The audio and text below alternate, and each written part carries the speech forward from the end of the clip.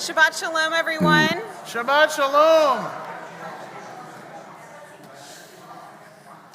So good to see so many of you.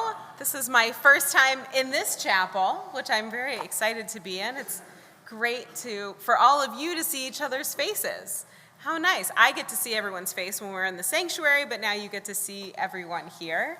And as much as we are here to celebrate Shabbat and give thanks to God for our blessings that we have in life, as much as that, we are also here to be a part of a community. And over the past 2 weeks, I guess it's really only been a solid week that I've been working here, I've noticed and I've learned how much community means to each and every one of you. And it is a delight to be a part of it. So as we're smiling at each other's faces tonight, I just want you to recognize what an important piece that community is in each of our lives. We're going to begin this evening with singing Shalom Aleichem, our traditional song to start Shabbat. On page 142. And I'm delighted to be here tonight with Andy and Bob. 142.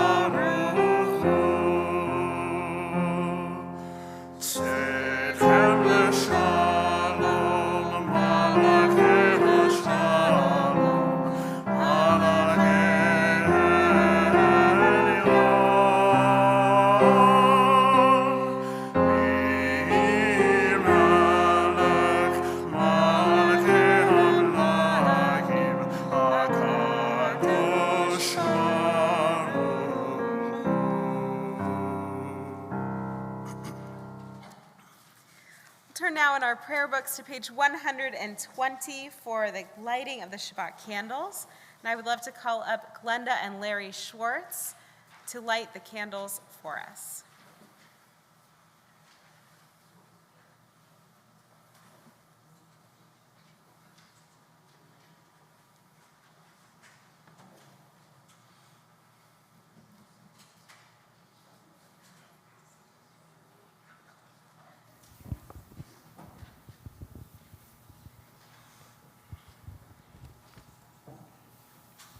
As these Shabbat candles give light to all who behold them, so may we. Be our lives give light to all who behold us. As their brightness reminds us of the generations of Israel who have kindled light, so may we, in our own day, be among those who kindle light.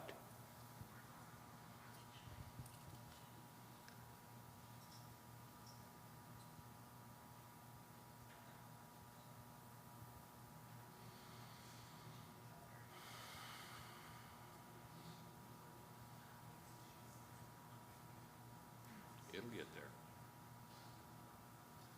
Yep, always does. Baruch atah Adonai, Eloheinu melech haolam, asher kitshanu b'mitzvotav v'tzivanu l'chal Shabbat. Blessed are you, Adonai, our God, sovereign of the universe, who hallows us with the mitzvot, commanding us to kindle the light of Shabbat.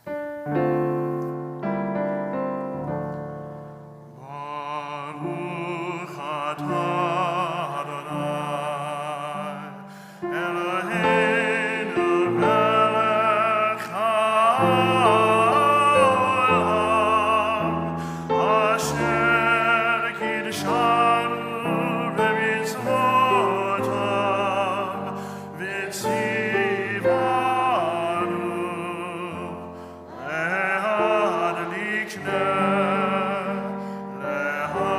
להדליקנה של שבת.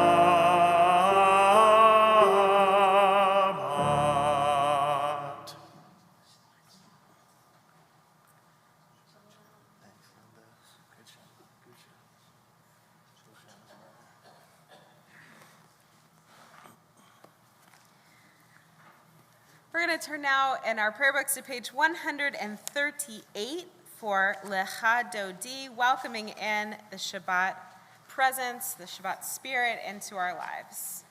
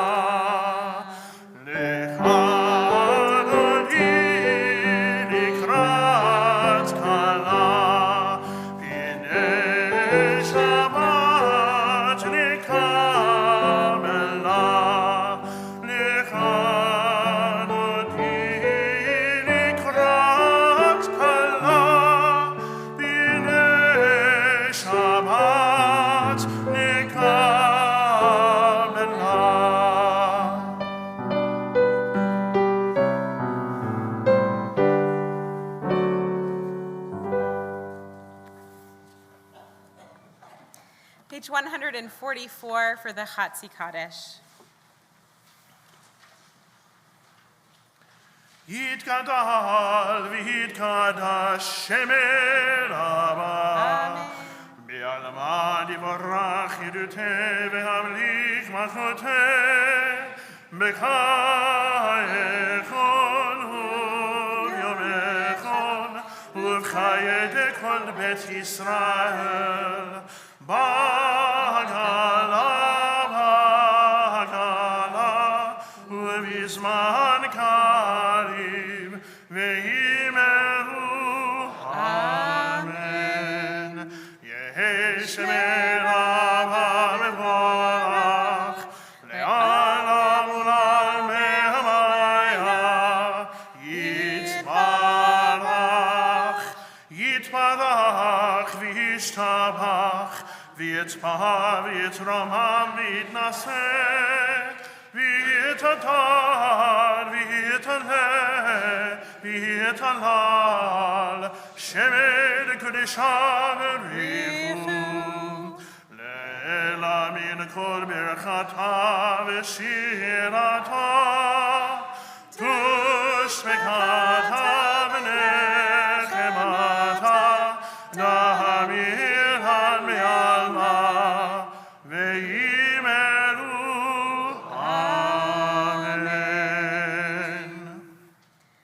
Turn now to page 146 for the Baruch Hu. If you are able, please rise. Baruch Hu et Adonai, hamevorach. Baruch Adonai, hamevorach, le'olam va'ed.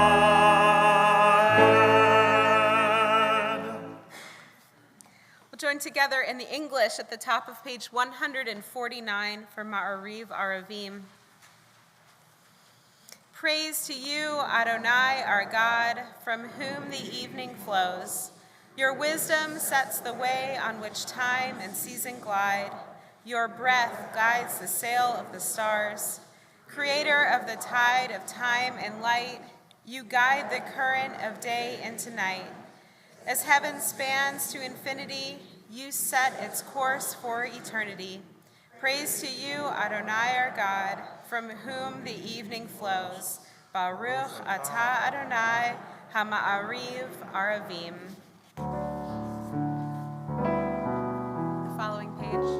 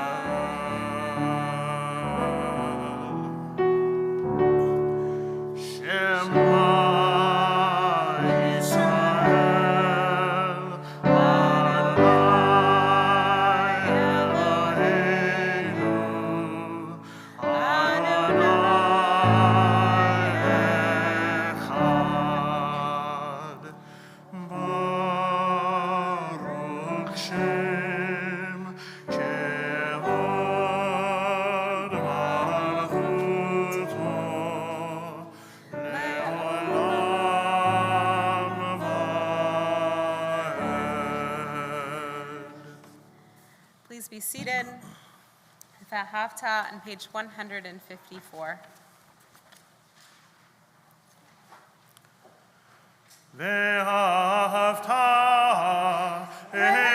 את אדוני אלוהיך בכל לבבך ובכל נפשך ובכל מאודיך והיו הדברים האלה אשר אנוכי מצווך היום על לבביך ושיננתם לבניך ודיברת בם בשבתך בביתך ובלכתך בדרך ובשוכבך ובקומך וקשרתם לאות על ידיך והיו לטוטפות בין עיניך וכתבתם על מזוזות ביתך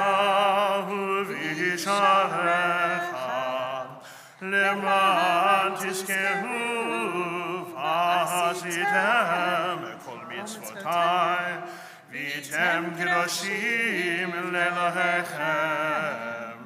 אני אדוני אלוהיכם אשר הוצאתי אתכם מארץ מצרים להיות לכם לאלוהים. אני אדוני אלוהיכם. At the bottom of page 155, there's a line by Julius Lester. It says, Judaism is a doing which can be grasped only by the heart. When we sing the Vahavta, as we just did, we're telling ourselves, reminding ourselves that we should love God with all of our heart and all of our soul and all of our might. And that the way that we love God is through these interactions of impressing them upon your children, reciting them when we go on our way, when we lie down and when we rise up again. When we see a mezuzah, bind them on as a sign on your doorpost and inscribe them in between your eyes. These are all things that we have to do, that we actually do. Judaism is a religion, a culture, all about action. It's less about what we believe, and it's more about how we act. The belief part is wonderful, and some of us may get there at some point in our lives, and it ebbs and flows and goes in and out. But what we can actually do are these actions, to take care of each other, to teach our next generations, to be here as part of a community. We're going to turn now to page 158 and join together in the singing of Mi Chamocha.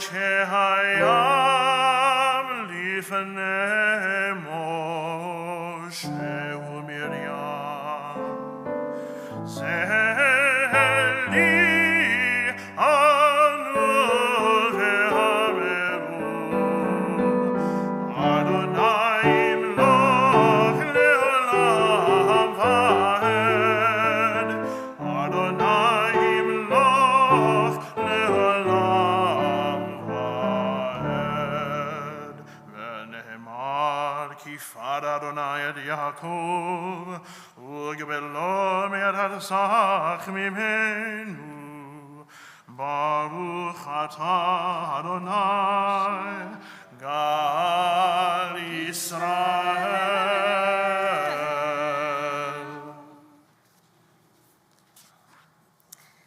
Page 162, we'll join together for our song for Shabbat V'Shamru.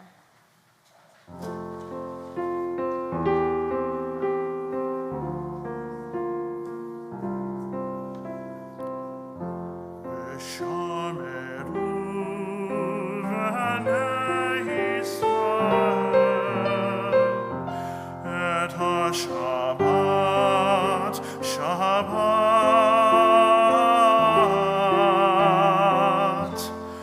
לעשות את השבת לדורותם ברית עולם.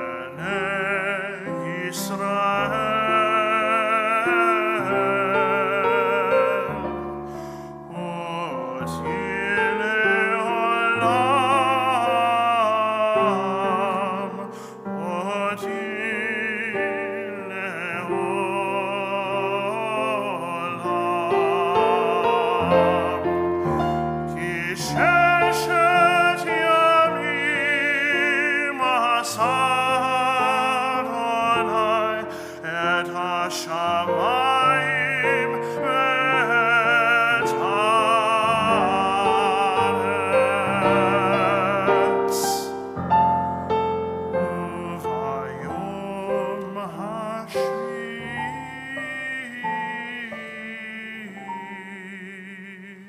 שבת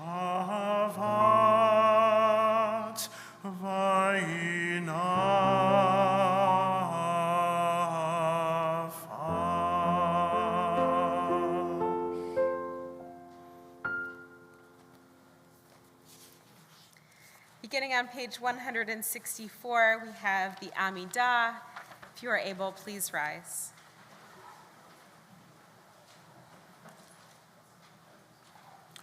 Adonai, Sefatai Tiftach, Ufi Yagi Tehilatecha. Baruch atah Adonai, Eloheinu, Elohei Avotenu v'Imotenu, Elohei Avraham, Elohei Yitzchak, Elohei Yaakov, Elohei Sarah, Elohei Rivka, Elohei Rachel v'Holea, Ha'el Hagadol Ha'gibor v'Hanora, El Elyon, Gomel Chasadim Tovim, V'koneh HaKol, V'zocher Chasdei Avot v'Imahot, U'mevii Geula Livnei B'nehem, למען שמו באהבה, מלך עוזר ומשיח ומגן. ברוך אתה אדוני, מגן אברהם ועזרת שרה. אתה גיבור לעולם אדוני, מחיי הכל אתה רב להושיע.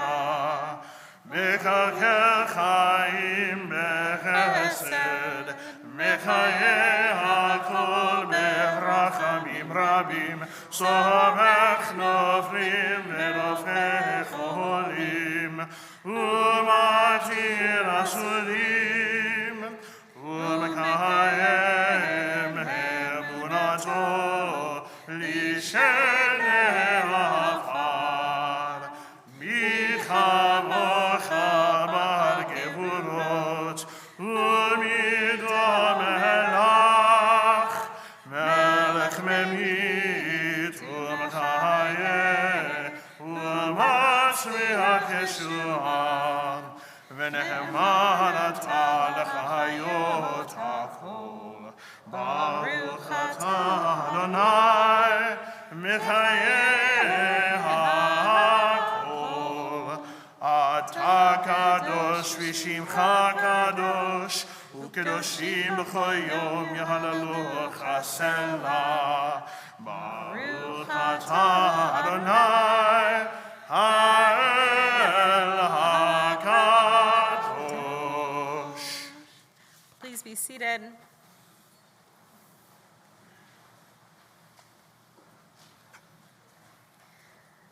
Page 175 for Ritzay.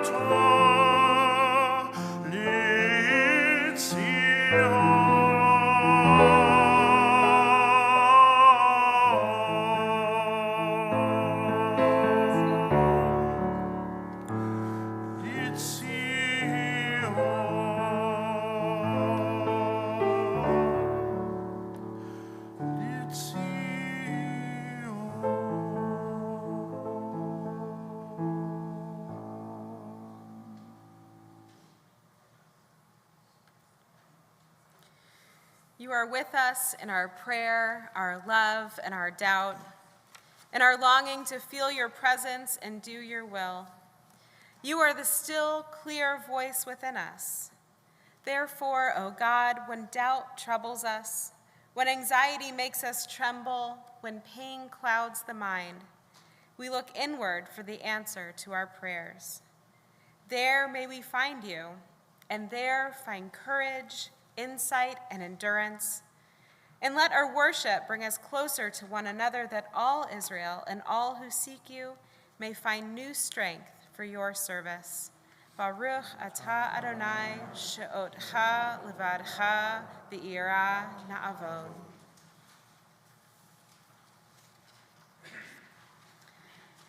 As we sing Shalom Rav together tonight, let us pray for peace, which is what this prayer is all about. Page 178. Shalom Rav Yisrael Amcha Tasim Leolam. Shalom Rav Yisrael Amcha Tasim Leolam. Ki ata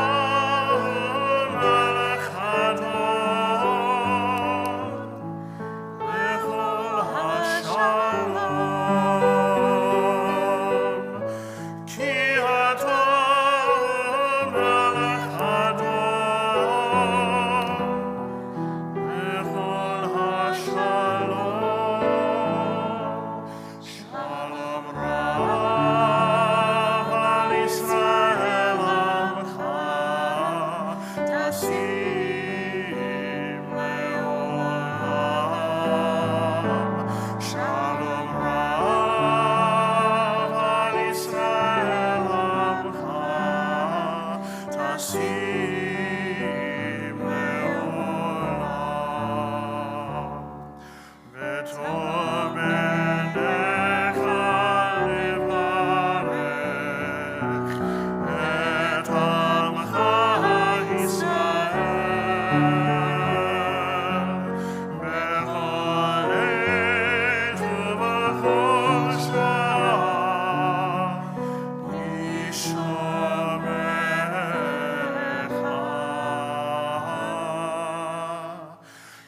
Shalom Rav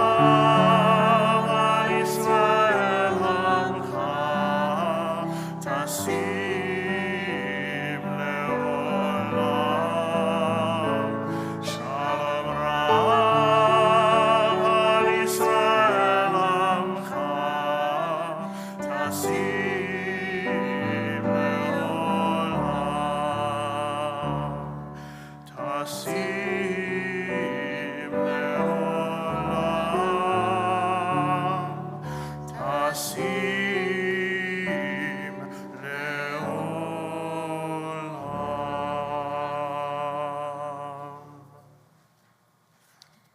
Just as we need more peace in our world, we also need more healing in our lives. This is our opportunity to offer a prayer of healing to those people in our lives who are in need of it, whether it's for their body, or their mind, or their spirit. This week in our community, we are thinking of and praying for the healing of Judy Hirsch, Lita Nistel, and Eloise Rapino. And I would encourage you throughout the week, if there is someone in your life who is in need of healing, to write me an email and let me know, and we'll be happy to share their name here as well. But in the meantime, we'll offer an opportunity for you to say the names of the people who you're thinking of tonight. We'll start around this side of the room. James Salzman, Mackenzie Pick, Chris Scholl.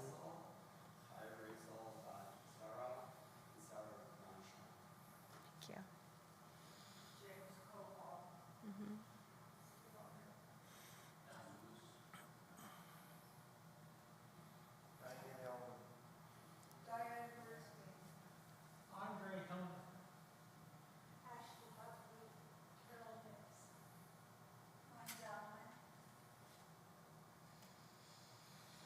The words to the Mishaberach are on page 371. Amen.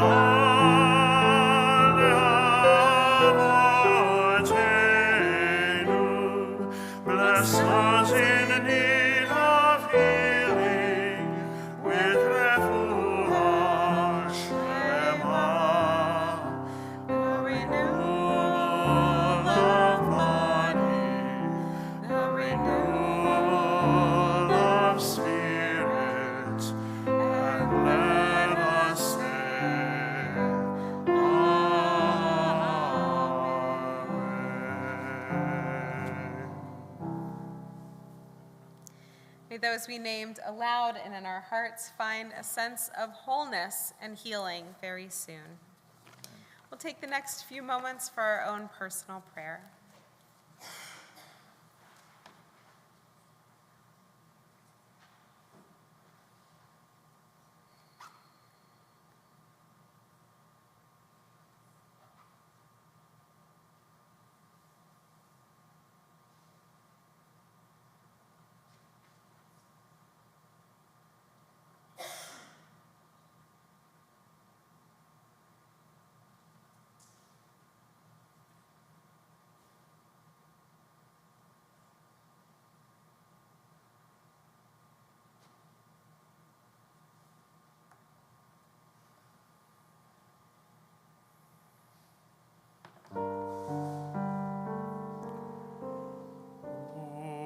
Say shalom b'miromav,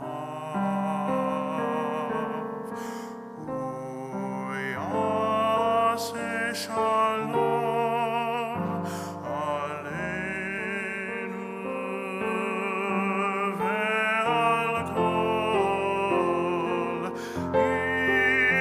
Israel.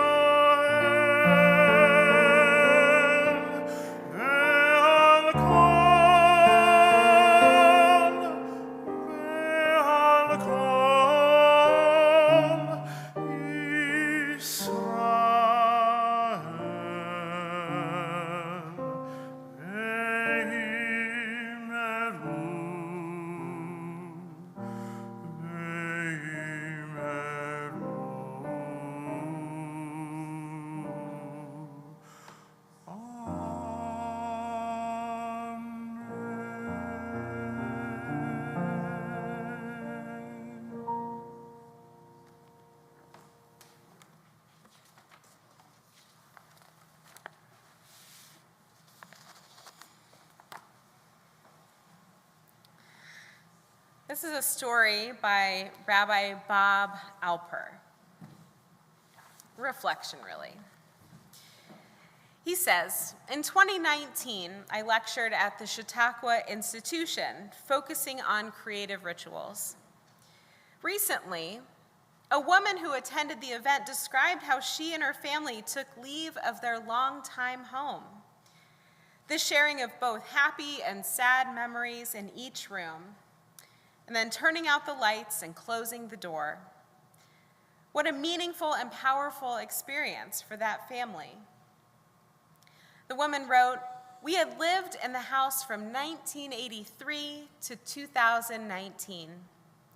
So it was a place where our kids had grown up. It was filled with memories. It was the memories that we wanted to elicit in this ceremony, with wishes for us to all be together again in person in a new home, and then close with Shehechianu."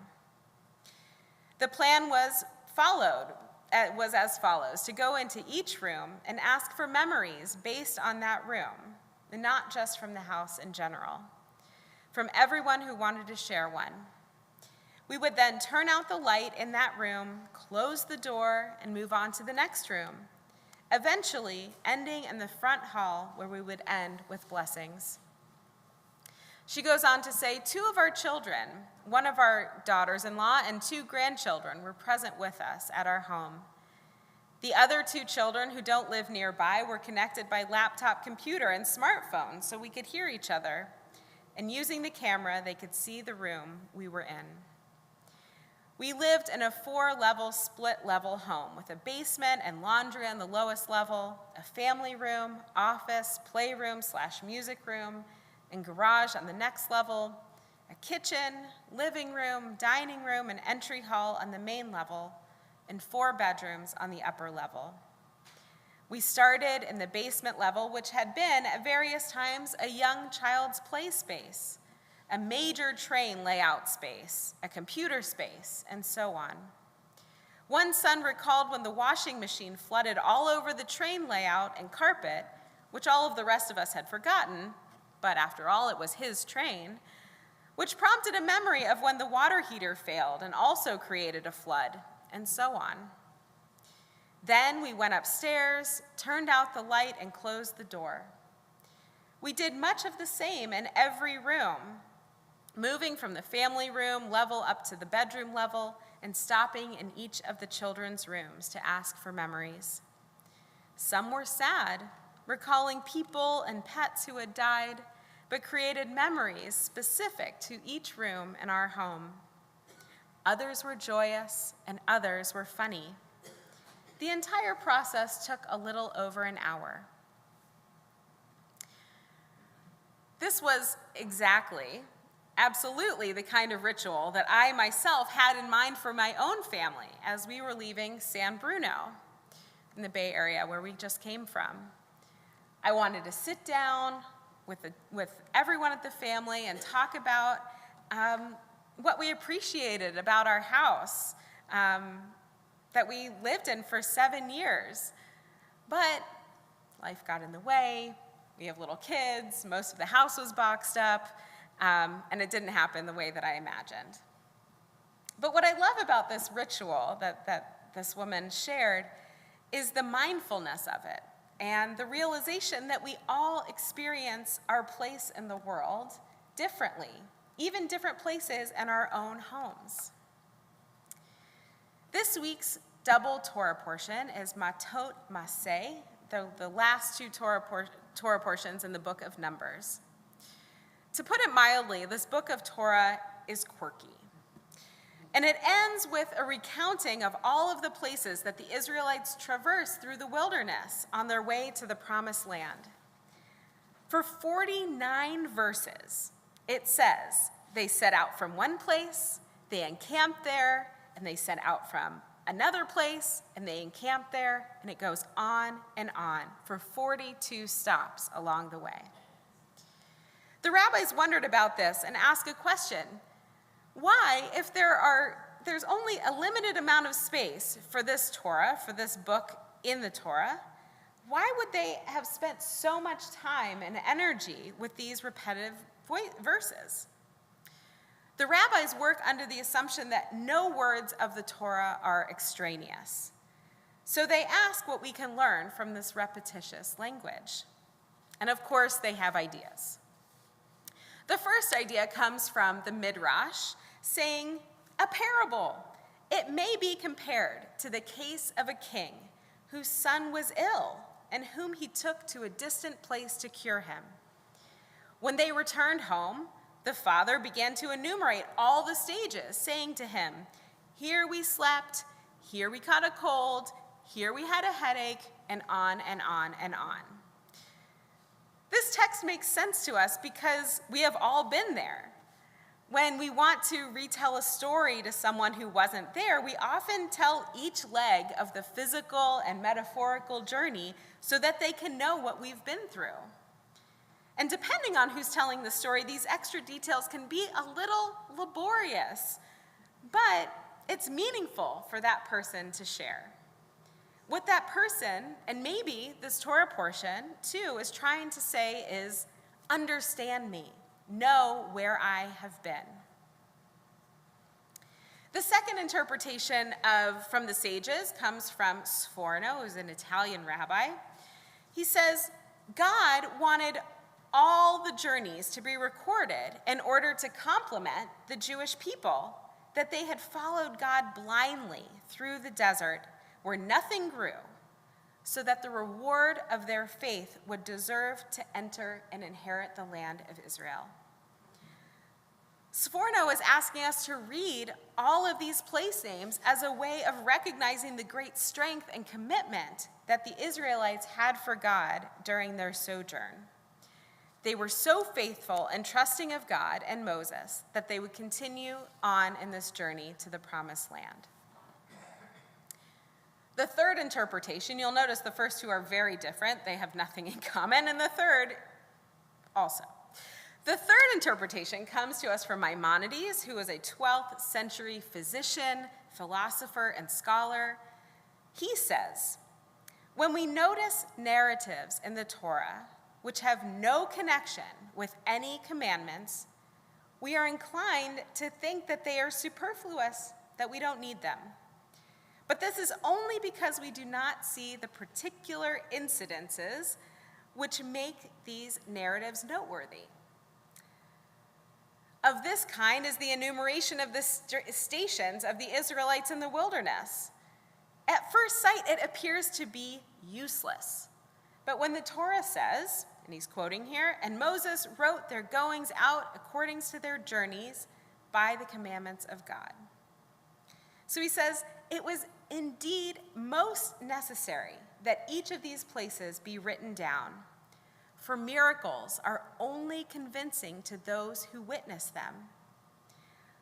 For the coming generations, they needed that account in order to believe that this actually happened. And in order to remove all of the doubts and to firmly establish the accuracy of the account of these miracles, the scripture enumerates all of the stations so that the coming generations, all of us, might learn the greatness of the miracle which enabled human beings to live in these places for 40 years. So rather than look at this text as a way to understand people better, Maimonides says that this text is about understanding God better, seeing how God cared for the Israelites and provided the miracles for them.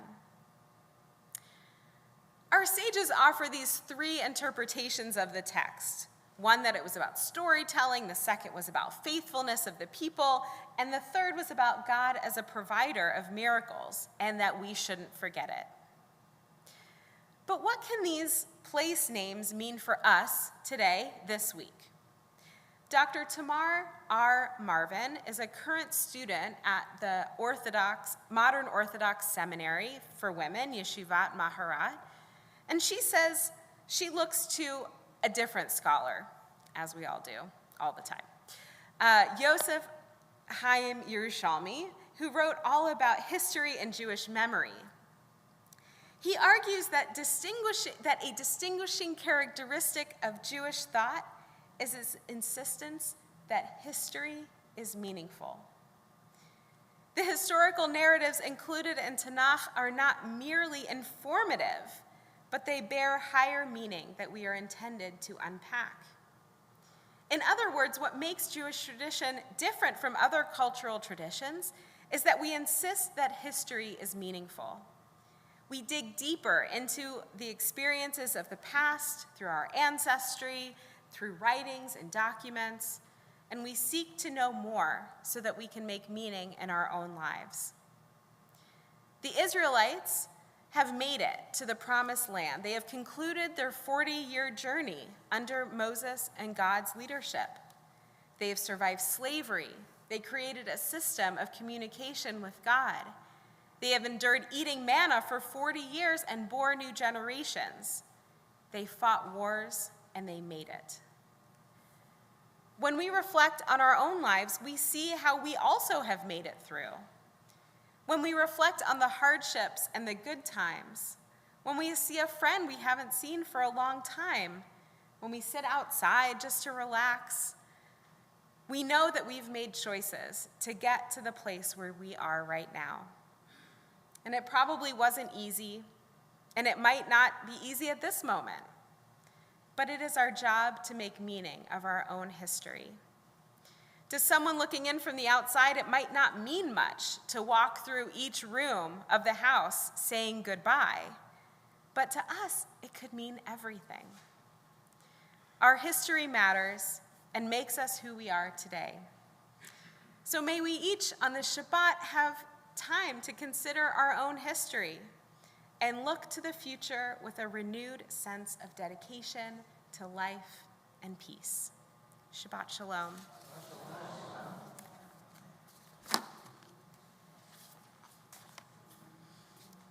Do we have some announcements? Oh, great, thank you. I didn't know that Mr. President Joe Rosenberg is offering us announcements tonight.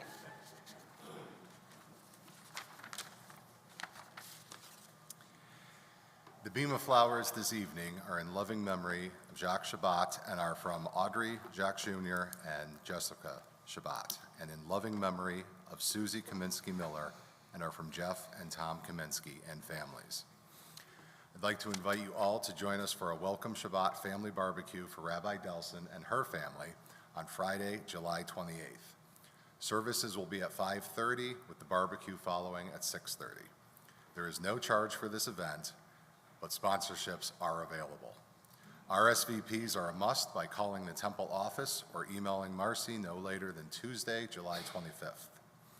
If you would like to request a song for Cantor Gen's August 13th concert by special request, you may submit the form in the bulletin, call the temple office, or email Marcy. The book clubs of the Temple, Congregation B'nai Israel, and Congregation Etz Chaim will hold their annual joint book club meeting on Thursday, July 20th at 1:30 p.m. at Congregation B'nai Israel. They will be discussing The Matchmaker's Gift by Linda Cohn Logman. If you would like to attend, please RSVP to Elsa Levitin. Many copies of the book are available at the Toledo Lucas County Public Library. Cantor Rohr's Gift of Mindfulness program will be held on Wednesday, July 26th at 7 p.m., both at the Temple and on Zoom. The Zoom link is available in the July bulletin. Men's Havurah will also be on Wednesday, July 26th at 7 p.m. in the upstairs conference room. Shabbat morning yoga with Amy Nistel and Cantor Rohr is on Saturday, July 29th at 10:30 a.m. Start your Shabbat morning with a rejuvenating spiritual practice that will give you a renewed sense of peace. Friday, July 21st at 6 p.m., Shabbat services will be led by Rabbi Delson and Rika Cohen. And please join us for Kiddush in the hallway after services, where we have an opportunity to greet each other. Shabbat Shalom. Shabbat Shalom.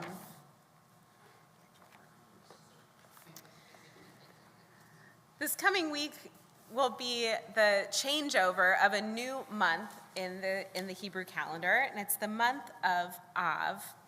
So we're going to turn actually to page 379 in our prayer books to say the blessing for this new month.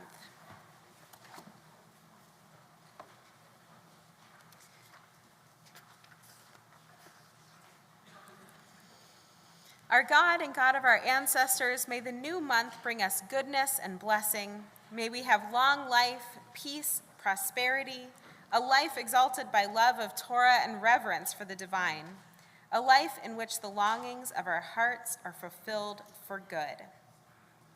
Rosh Chodesh Av, Yeh Bayom Shlishi Hu Hayom. The new month of Av will begin on Wednesday. And this month of Av is spelled in Hebrew Aleph Bet, which are the first two letters of the Hebrew alphabet. And there's a lot of folklore that goes along with the Hebrew letters. And legend says that they are indestructible, like Judaism itself. And during this month, it also commemorates the destruction of the temple, an end of an era of Jewish life. It is also taught that the Messiah, who will usher in a new era of Jewish life, will be born in Av. And it says we begin our journey toward the Messianic age, a time when the world will be perfect. But we each can take small steps towards tikkun olam, of repairing the world, just as we begin our Jewish journey by learning the Aleph Bet. So thank you for that. And now we're going to turn to page 586 for Aleinu. Please rise.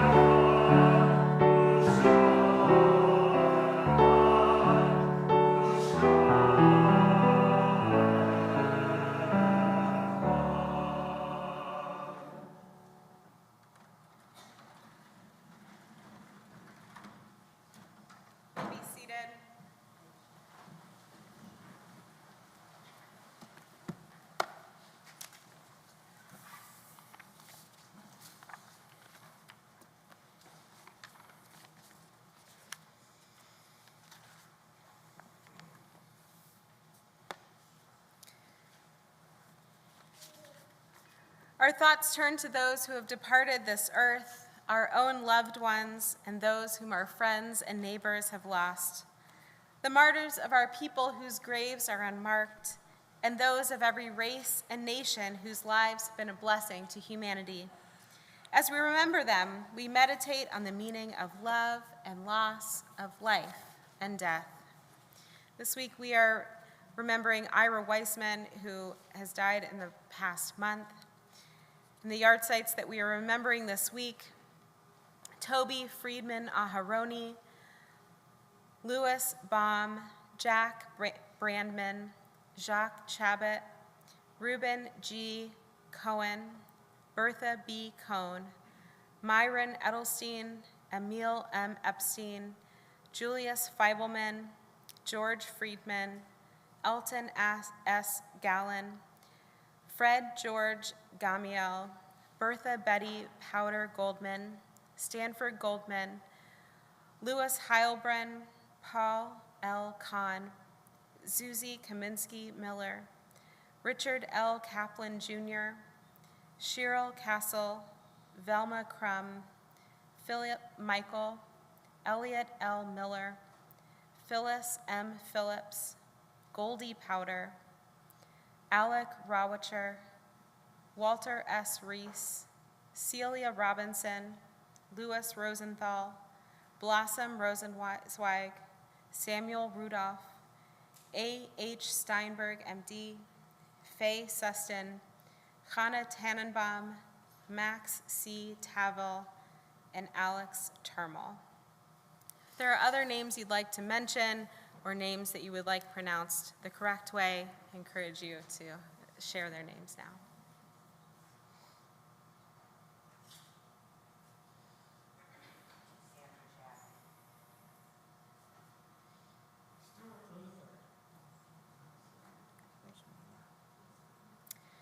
The words to the Mourner's Kaddish are on page 598. Please rise.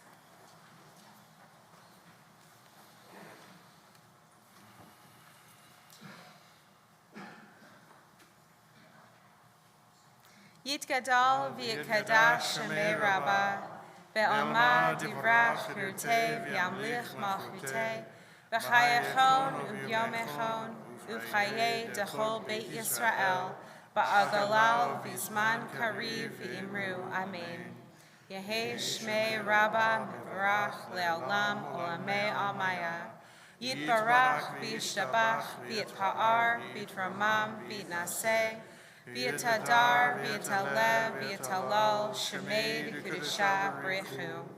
Le'ela mikol birchata v'shirata tushbechata v'nechemata da'amiran be'alma v'imru. Amen. Yehei shlama Rabbah min shemayim v'chayim aleinu v'al kol Yisrael v'imru. Amen. Oseh shalom b'mromav hu ya'aseh shalom aleinu v'al kol Yisrael v'imru. Amen. Zichronam livracha, may their memories be for a blessing. May have a seat. Our closing song for this evening is Adon Olam on page 625.